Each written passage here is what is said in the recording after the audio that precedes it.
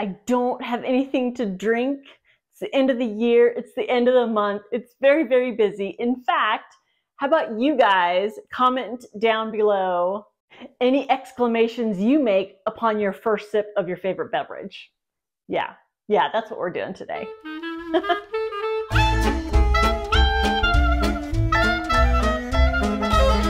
Hello and welcome to another video. My name is Heather and as always I'm reading with a vengeance and I hope you are too. Much love to all you OGs who keep coming back, and if you're new to my channel, a very warm welcome to you. I'm so happy that you're all here. As many of you know, this is one of my favorite videos to record. I am going to be sharing with you some new releases for December that I'm super excited about. I can't believe this is the last one of these videos of the year. Not one of the last new release video of the year. I can't believe it. December, you guys. Lots going on at the end of the year for a lot of people, the very least of which is making videos. But it's always something whenever it comes up to just take a moment to pause and be like, another year has passed. And come to think of it, would you guys be at all interested in a video where I kind of do an overview of all the new releases that I covered in these videos over this past year, and to see which ones have stayed on my TBR or which ones I've read, or just kind of an update of how they've done over time? That might be in the works for the new year. All right, so let's just get into it. I have a pretty good mixed bag for you guys. They're, of course, mostly mystery thrillers, but I have a couple of romances. What? Who am I? But no, they sounded pretty interesting. And then there's one that's straight fiction, and I think I have 7 of them to talk about.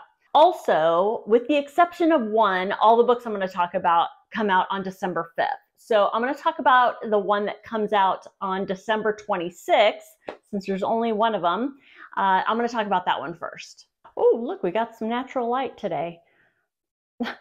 Got some alien dots going up the side of my face. Anyways, the book I'm talking about is The Vacation House by Jane Shimelt. Shimelt is a British author. She's written some other novels, but they're a little lesser known. The Vacation House is a mystery thriller. The thing that stuck out for me on this one is we've got dual timelines, we've got dual international locales, and we've got 2 women who are bound together over a single incident.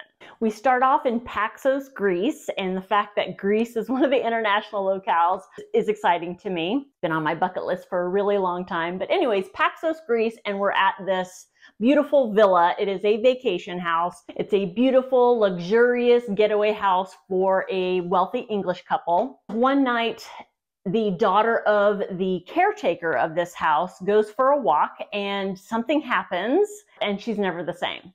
Then we have 10 years later in England, where we meet Julia, and she is beautiful, she's smart, the perfect wife, the perfect mother, and she is a speechwriter for her extremely influential husband. But having everything isn't fulfilling to Julia. And so Julia goes to a therapist, Laurel, and Laurel promises to give her the tools to find fulfillment in her life. So the more Julia and Laurel get to know each other, the more they find out that they are connected, and even more importantly, it is connected to that incident that happened 10 years ago in Greece. So I'm incredibly intrigued by, what binds these 2 women together. Which one was the daughter of the caretaker? Was it Julia? Was it Laurel? So that whole mystery fascinates me, and it sounds kind of like a beach read, but it doesn't really matter. I could read a mystery thriller any time of the year. I just feel like this one could be something I could totally immerse myself in, and that's why it's on this list. So The Vacation House by Jane Shimelt comes out December 26th. The next book on this list is The Frozen River by Ariel Lawhon. Ariel Lawhon is an American novelist. She wrote Codename Helene. I haven't read her books yet, but this one sounds super intriguing. So this one is kind of historical fiction with a mystery involved that includes a strong female lead character. So our main character in this book is Martha Ballard, who I believe was a real life person. So this story was inspired by her. Martha Ballard was a midwife and healer in a town in Maine. At least in this story, we're in a town in Maine, and this is the end of the 18th century. And in addition to being the town midwife and healer, she keeps a diary of every birth, every death, every murder, any kind of incident of note. She keeps a diary of it. So she's very good at keeping secrets. Then one day, a man is found to be murdered, and he is frozen in the local river. And it turns out that this man was one of the men accused of a rape that occurred 4 months earlier. And it just so happens that Martha Ballard recorded the details of this rape in her little diary. So while Martha knows the details of the rape, Martha believes that, of course, obviously these two incidents are related, if not directly linked, but Martha believes that there's probably more to each incident than meets the eye. So as the accusations fly, of course, rumors fly in the town, someone is charged, there's an upcoming trial, and the more information that's coming up, Martha's diary becomes kind of the center of attention, and the things that come out of this diary could lead to tearing not only Martha's life apart, but the community apart. And I'm thinking that since this takes place in the 18th century, we're going to be dealing with the way women were treated, whether or not they were believed when they accused a man of a crime. And even if they were believed, the justice that was meted out, it was meager, if at all. So I think those are going to be the biggest themes of this story, but I am super intrigued. I'm usually not a big fan of historical fiction that is in the 18th century because I get so angry at how things were, especially towards women during that time. But there's just something about this story that I feel I will really enjoy. So that's why it's part of this list. The Frozen River comes out December 5th. Next up is The Engagement Party by Darby Kane. Darby Kane, you might recognize. She's the author of Pretty Little Wife and The Last Invitation. I haven't read those. I think I have Pretty Little Wife. Yep, I sure do. Darby Kane. This is another mystery thriller, but it's one of those mystery thrillers that I think is going to be super pacey because it happens in an isolated location. I think we're on a very small island, and the whole book, I think, occurs over the course of just one weekend. Funnily enough, this also takes place in Maine, and we're also dealing with a dead body in a river. So we have a college student, Emily, who goes missing the night of college graduation, and her body is found in the river. And during the same weekend, we have kind of a loner on campus. Nobody really knows who he is, but he commits suicide. And there's a very thin thread that connects the two together via a text. And the police take that as enough to close the case. But it turns out they got it very, very wrong. So now we have 12 years later, and we're following Sierra, and she's invited along with this group of college friends who go to this swanky private island to celebrate an engagement. Now, Sierra is just an invited guest. She's not really related to any past events, but she soon learns that things are just not what they seem. And to make matters worse, as the party gets going, a dead body is found in the trunk of one of the cars with a note attached saying, "It's time to tell the truth." And of course, I think a storm comes, so they're all trapped on this island. I think somewhere on Goodreads it mentions that this is the perfect combination of Agatha Christie's And Then There Were None and the movie I Know What You Did Last Summer.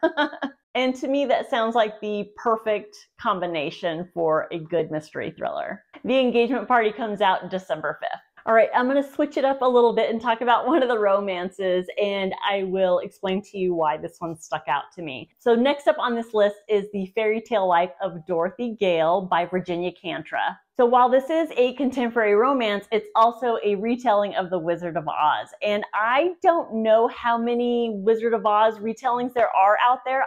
I'm not a huge fan of retellings. It's not that I don't like them, but the very few that I've read, they just don't do it for me. They kind of do a little bit of the fantasy route that just isn't for me. But this one sounds like it's going to be kind of a different way of retelling. And I just absolutely love The Wizard of Oz. I mean, who doesn't? So of course, we're following Dorothy Gale, but she goes by Dee.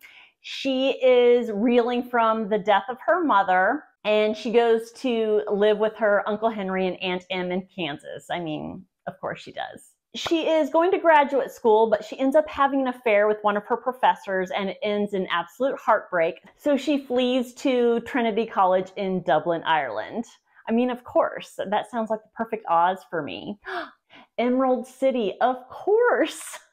That just struck me just now. So of course, Dee's journey to Ireland, she strikes up friendships with 3 different people. We have Sam Cleary, who is seemingly brainless. He is dropped out of college and now he runs like a news shop. And of course, he's charming and good looking. Then we have Tim Woodman, the allegedly heartless man who refused to take back his ex-fiancée, and he's stuck in the past. And then, of course, we have Reedy Kaur. It's so cute. The last name is spelled K-A-U-R, but it's pronounced Kaur. She is fiercely loyal, and she longs for the courage to tell her parents that she wants to spend her life teaching underprivileged kids instead of joining the family business. So we're just following Dee in this year of changes and opportunity. She is mentored by super strong women in her writing program, and she is trying to learn how to face her fears as far as dealing with her supposedly wicked advisor.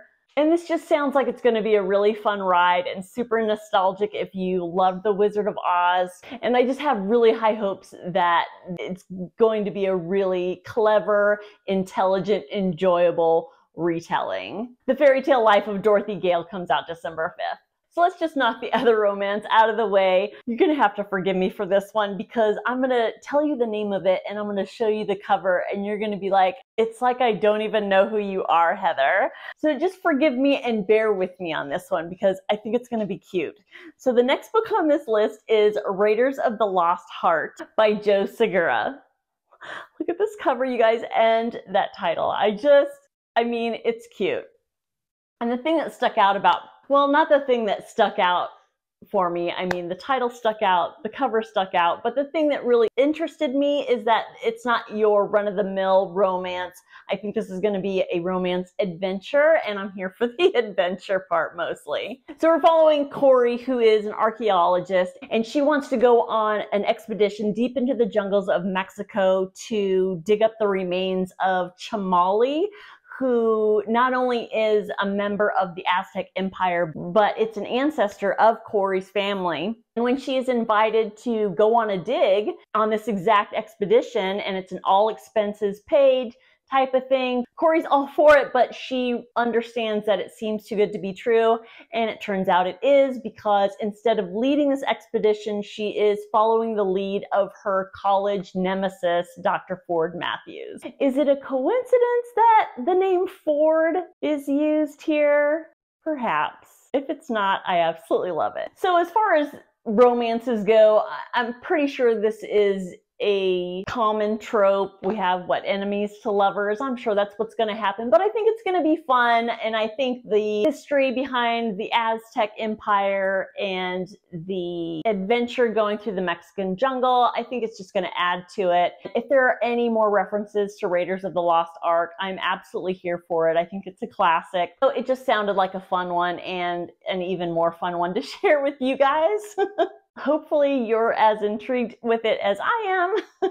Don't judge me. Raiders of the Lost Heart comes out December 5th. Okay, this is getting weird. The next book on this list, we're also dealing with the state of Maine, and we're dealing with a character who's dealing with the death of her mother. I swear I didn't plan this. So the next book on this list is Welcome Home Stranger by Kate Christensen. Here we're following Rachel, and she is a 50-something-year-old environmental journalist. And because of her politics and her beliefs, she has been shunned by her family and her New England working class community. So she has been living in Washington, D.C. for many, many years. But she ends up going home to Maine after the death of her mother. And I really think this book is going to be light on plot, and it's going to be very character driven. I think with Rachel being a 50-something-year-old woman and she's going home, she's going to be dealing with probably ghosts of the past. She's going to be reuniting with her sister, who is married to an alcoholic. She also meets up with the love of her life, who is recently either engaged or married to her sister's best friend.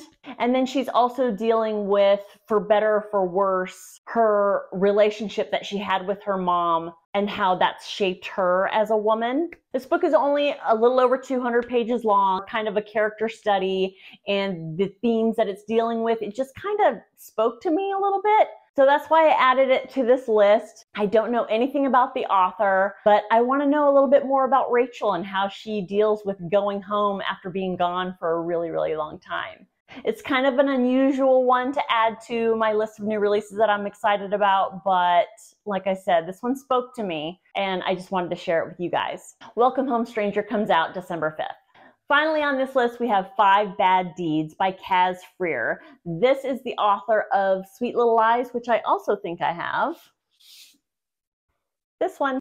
Also, let's take a moment to appreciate this cover. I think it's a pretty neat cover. This one is also a mystery thriller, and I think this one has kind of Finlay Donovan vibes to it. In this one, we're following Ellen. She is a wife. She's a mother of 3. She's very busy. One of the things that she's really busy with is renovating her new home, which I think it's called the Meadow House in the town she lives in. It's a very well-known house, and she's living in it, and she wants to spruce it up. And then one day she gets an anonymous note that says something to the effect of, "I know what you did, Ellen, and people need to learn that there are consequences, and I'm going to make sure you learn your lesson." Ellen doesn't have the slightest clue what this note means or who it could be from or what they're talking about. Ellen kind of thinks to herself, you know, I might be rude on occasion, I might tell the occasional white lie, but I'm, you know, a relatively good person. So on top of everything else, she is trying to figure out what she has done in her past that would elicit this type of note. As time goes on, and the more Ellen is racing around, doing all the things in addition to solving this mystery, she's getting increasingly threatening notes that are starting to become vaguely familiar to Ellen. I think this one's going to be a fun one. By the way it's described, I think there's going to be some black humor here, which I am always on board for. And it will be just the likely story that this one I will read before I read the one that's been sitting on my shelf for probably over a year now.